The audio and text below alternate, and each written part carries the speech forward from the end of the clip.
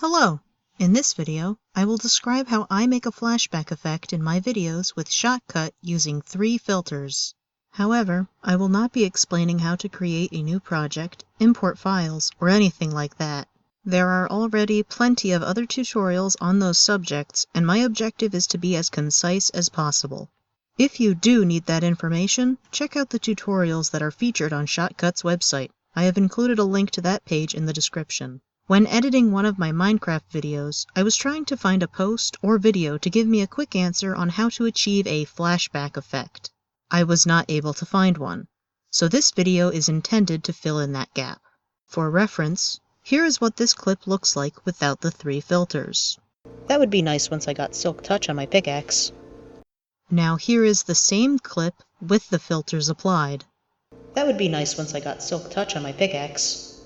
To do this, you will need to have your video and/or audio clips loaded into Shotcut. For the sake of simplicity, I'm using 3 very short clips in one video track. Flashbacks are usually in the middle of a video, so for the purpose of this tutorial, we will be applying the filters to this middle section. However, if your flashback is at the beginning or end of your video, you can still use the same filters. First, we will add a saturation filter. Select the flashback clip and then click on the Filters tab. Click the plus sign to add a filter. Near the top of the pane, select the Video tab and scroll down to select Saturation. At this window, you can either drag the bar to the left or you can type the percentage you want. I like to use 40%. Second, we will add a brightness filter. With the flashback clip and Filters tab still selected, click the plus sign to add a filter. The filter is called Brightness, and it can be found by default under both the Favorite and Video tabs. At this window, you can again drag the bar to the right, or you can type the percentage you want. I like to use 125%. 200% was too intense for me.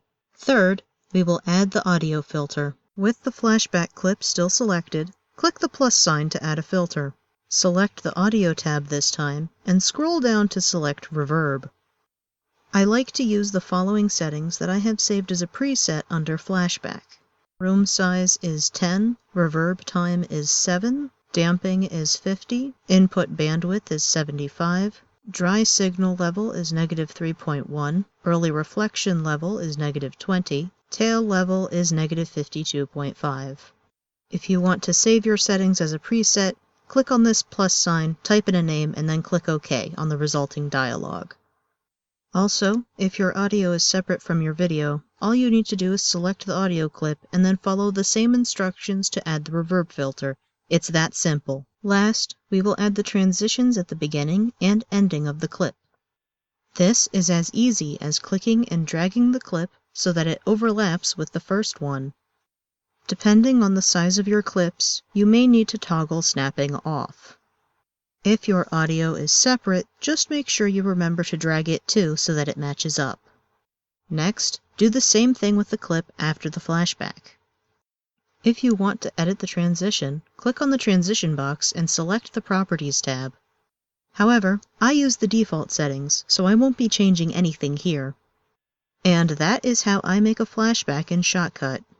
If you found this video helpful, please let me know in the comments. Or, if there are different settings that you think work better, please share them.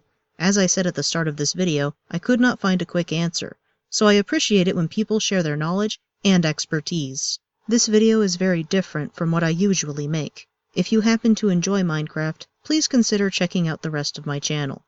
I'm currently making a series where I play on hardcore, but with mob spawning disabled. Until next time, take care.